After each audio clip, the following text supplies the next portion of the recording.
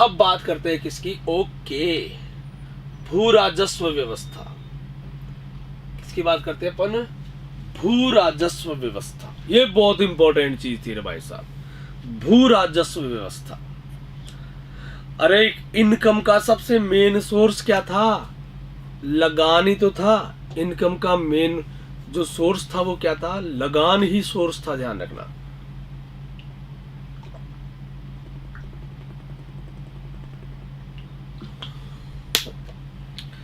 लगान ही अकबर की या मुगलों की राजस्व इनकम का आधार था, ठीक है ना।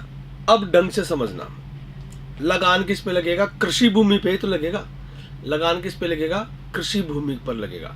तो ध्यान रखना, मुगल काल के अंदर जो भूमि होती थी ना, भूमि में भी कौन सी भूमि, कृषि भूमि की बात हो रही है यहां पर।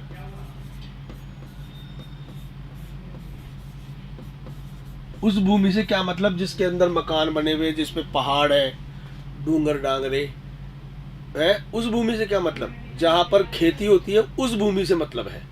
तो भूमि जो है ना, मुगल कालीन जो भूमि है उसको हम दो भागों में बांट सकते हैं। कितने भागों में बांट सकते हैं,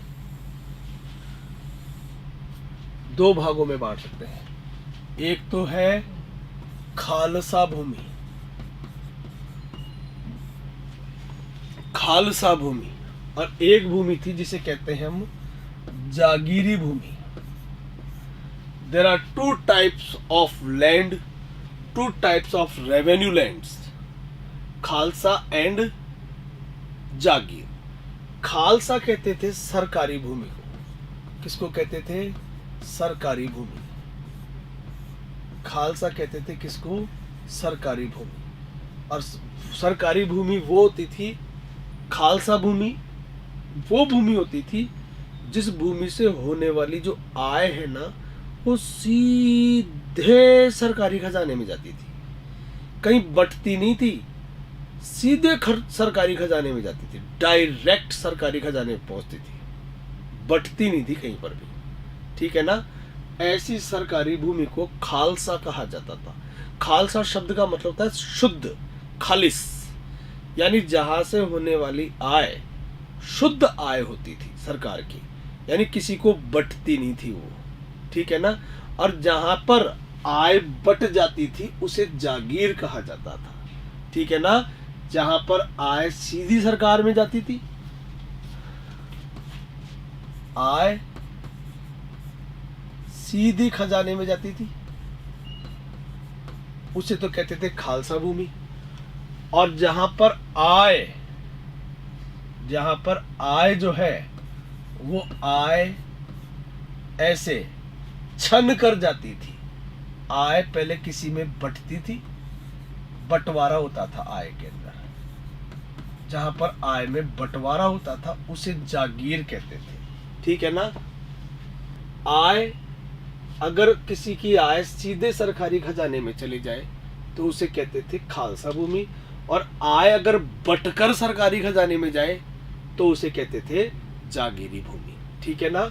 और ध्यान रखना, सबसे ज्यादा सर्वाधिक खालसा भूमि, सर्वाधिक खालसा भूमि अकबर के समय थी, ध्यान रखना, अकबर के समय से टोटल भूमि का, कुल भूमि का, जिसमें दोनों आ गई, ध्यान रखना, कुल भूमि का 1/4 भाग, 25% ऑफ लैंड अकबर के समय खालसा यानी डायरेक्ट गवर्नमेंट लैंड थी, ठीक है ना। लेकिन न्यूनतम, सबसे कम, न्यूनतम खालसा भूमि, न्यूनतम खालसा भूमि जहांगीर के समय थी। किसके समय थी, जहांगीर के समय थी। कितनी, कुल भूमि का 1/9 भाग, 1/9 भाग किसके पास थी, खालसा थी, जहांगीर के समय पर। इसका मतलब जहांगीर के समय पर जागीरों का आवंटन ज्यादा किया गया था, जागीरों का आवंटन ज्यादा किया गया था। समझ में आ गई बात आपको? कोई प्रॉब्लम? No problem. अब बात करते हैं जागीरी भूमि की। ढंग से समझना, जागीरी भूमि जो है, इनको तो छोड़ देना आप। चलो मैं शाही चेंज कर देता हूं मैं। ये जो जागीरी भूमि होती थी ना, ये जागीरी भूमि 5 प्रकार की होती थी। 5 प्रकार की जागीरें होती थी। ढंग से समझना, 5 टाइप्स ऑफ जागीर्स। एक तो होती थी जिसे कहते थे तनख्वाह जागीर। तनख्वाह जागीर, तनख्वाह जागीर नाम से ही पता चल रहा है, किसी भी मनसबदार को, मनसबदार को वेतन के बदले, किसके बदले? वेतन के बदले दी गई भूमि।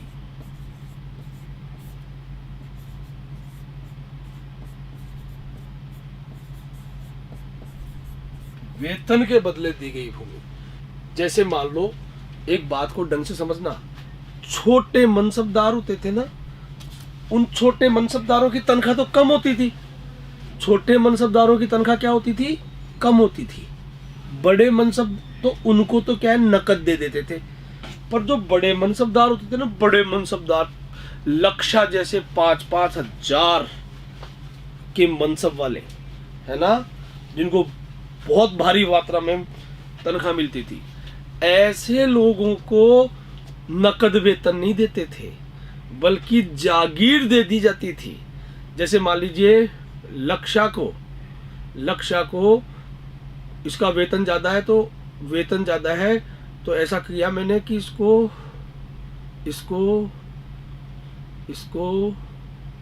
कहाँ की जागीर दूं?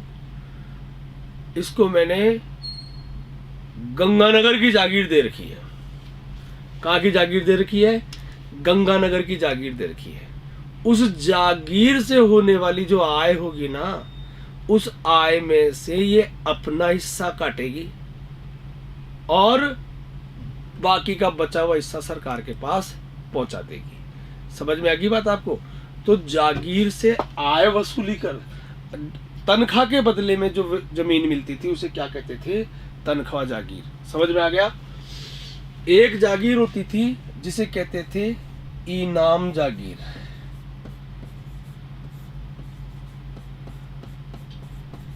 इनाम जागीर नाम से पता चल रहा है, कलाकारों को, किनको? कलाकारों को उनकी आजीविका के लिए, किसके लिए? आजीविका के लिए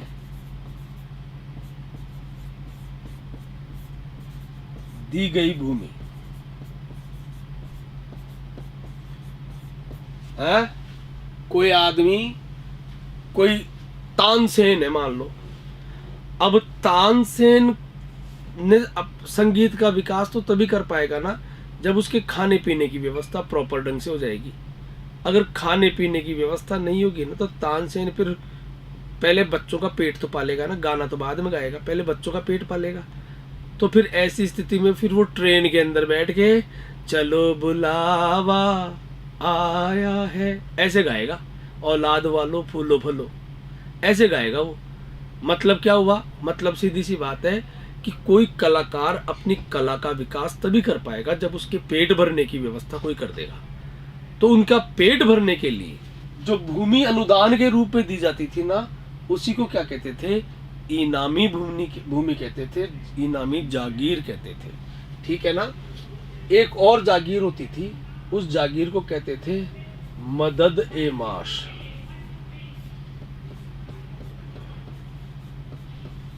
मदद ए माश। और इसी भूमि का नाम था सयूरगल।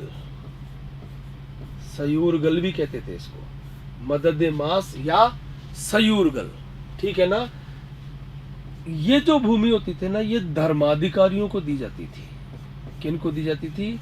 जो धर्माधिकारी होते थे ना, धर्माधिकारियों को दी गई भूमि। को दी गई भूमि। धर्म के विकास के लिए, धर्म के विकास करने के लिए। जैसे याद करो, मैंने कभी आपको बताया था कि वल्लभाचार्य के पुत्र विट्ठलनाथ को, वल्लभाचार्य के पुत्र विट्ठलनाथ को गोकुल और जतिपुरा की जागीर दी थी अकबर ने। बताया था क्या कभी मैंने आपको? अरे बताया था क्या भक्ति काल में? जल्दी बोलो, बताया था क्या? भक्ति काल में समझाया था क्या कभी कि गोकुल और जतिपुरा की जागीर किसे दी थी? विट्ठलनाथ को दी थी। वो जागीर जो थी ना, विट्ठलनाथ तो एक धर्माधिकारी था ना, तो वो जो जागीर दी थी ना, वो जागीर मदद ए माश जागीर कहलाती थी या सयूरगल जागीर कहलाती थी। समझ में आ गया? अब दो प्रकार की और जागीरें हैं, इनको ढंग से समझ लेना। एक जागीर को तो कहते हैं वतन जागीर, एक जैसी है दोनों की परिभाषा, थोड़ा सा अंतर है। और एक जागीर को कहते थे अल तमगा जागीर। अल तमगा जागीर, अल वतन, दोनों की परिभाषा एक ही है, बस जरा सा अंतर है। पहले समझ लेना, वतन जागीर और अल तमगा जागीर की परिभाषा बोल रहा हूं सिर्फ, ये दोनों जागीरों की परिभाषा एक ही है। किसी भी मनसबदार को, किसी भी मनसबदार को अगर उसी प्रांत में भूमि दे दी जाए, उसी की प्रांत में, जैसे मान लीजिए ये लक्षा है, ये लक्षा अलवर की रहने वाली है और इसको अलवर में ही जागीर मिल गई, अलवर में क्या मिल गई? जागीर मिल गई, ठीक है ना? तो ऐसी जागीर जो होती है उसको वतन या अल तमगा जागीर कहते हैं। सर ये दोनों एक ही है तो अलग अलग क्यों लिख रखे हैं? इसलिए लिख रखे हैं, ये समझ में आ गया तुमको? किसी भी मनसबदार को उसी के प्रांत में दी गई भूमि को क्या कहा जाता है? वतन या अल तमगा जागीर कहा जाता है। फिर अंतर क्या है ध्यान रखना, अगर वो मनसबदार हिंदू मनसबदार है, हिंदू मनसबदार है,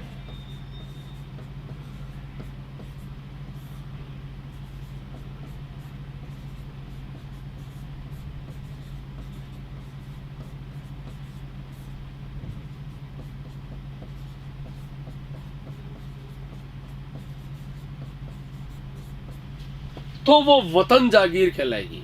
और अगर मनसबदार मुसलमान है तो उस जागीर को अल तमगा जागीर कहा जाएगा। क्या है? वही सेम परिभाषा है, बस यहां पर पहली लाइन में क्या लिखना है? मुस्लिम मनसबदार को। अब बाकी ऐसे कैसे लिख देना, उसी के प्रांत में दी गई भूमि क्या कहलाएगी? क्या कहलाएगी? अल तमगा जागीर कहलाएगी। समझ में आ रही बात आपको? अंतर सिर्फ इतना सा है कि अगर हिंदू मनसबदार है और उसको उसी के प्रांत में दी गई है तो ये वतन जागीर कहलाएगी, और मुस्लिम मनसबदार है और उसको उसी के सूबे के अंदर जहां का वो रहने वाला है, उसी के सूबे के अंदर अगर उसको जागीर दे दी तो वो अल तमगा जागीर कहलाएगी। ध्यान रखना, अकबर के समय तो दी जाती थी ये वाली जागीर, पर अकबर कभी भी मुसलमानों को, मुस्लिम मनसबदारों को उसी के प्रांत में जागीर नहीं देते थे कभी भी, ठीक है ना? उसी के प्रांत में कभी जागीर नहीं मिलती थी कभी भी मुसलमानों को, ये अकबर के समय। ये अल तमगा जागीर देने की परंपरा जो है, इसकी शुरुआत जो है, इसकी शुरुआत जहांगीर ने की थी। किसने की थी? जहांगीर ने की थी। समझ में आ गई बात आपको? कोई प्रॉब्लम? No problem. देख लिया क्या? अब देख लो एक बार नोट्स के अंदर क्या लिखा हुआ है। खालसा या राजकीय भूमि, खालसा या राजकीय भूमि,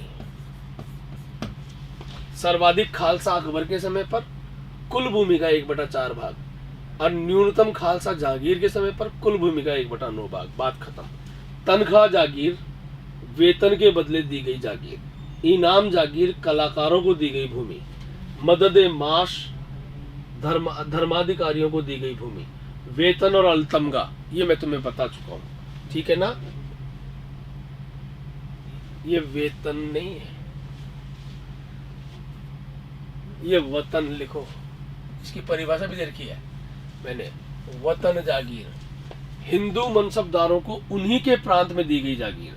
अलतमगा जागीर, मुस्लिम मनसबदारों को उन्हीं के प्रांत में दी गई जागीर। इस जागीर का प्रचलन जहांगीर ने शुरू किया था। बस इतना तो मैंने आपको समझा दिया, इतना तो मैंने आपको अभी तक समझा दिया।